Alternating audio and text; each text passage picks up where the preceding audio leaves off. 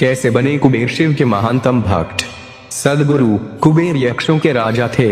यक्ष बीच का जीवन होते हैं, वे ना यहाँ के जीवन में होते हैं और ना ही वो पूरी तरह से जीवन के बाद वाली स्थिति में होते हैं। कहानी कुछ इस तरह है कि रावण ने कुबेर को लंका से निकाल दिया और कुबेर को मुख्य भूमि की ओर पलायन करना पड़ा। अपना राज्य और प्रजा को खोने की निराशा में उसने शिव की पूजा करना शुरू की और एक शिव भक्त बन गया।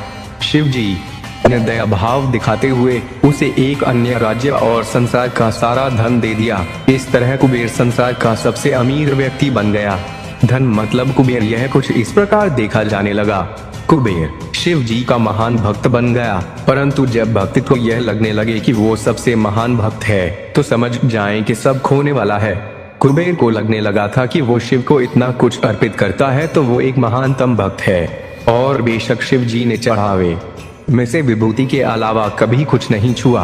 पर कुबेर खुद को महान समझने लगा क्योंकि वो शिव जी को इतना कुछ चढ़ावे के रूप में भेंट करता था।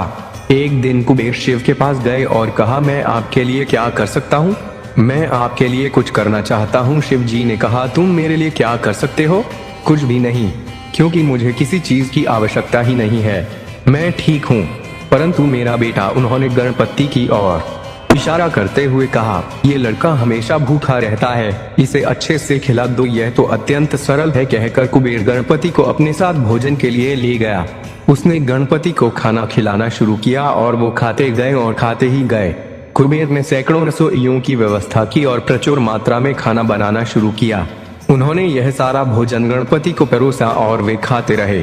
कुबेर चिंतित हो उठे और कहा, रुक जाओ, अगर तुम इतना खाओगे तो तुम्हारा पेट फट जाएगा। गणपति ने कहा, आप उसकी चिंता मत करो, देखिए मैंने एक सांप को एक कमर पेटी के रूप में बांध रखा है, तो आप मेरे पेट की चिंता ना करें।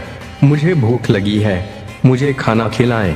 आप ही ने कहा था कि आप मेरी भूख मिटा सकते हैं। कुबेर ने अपना सारा धन खर्च कर दिया।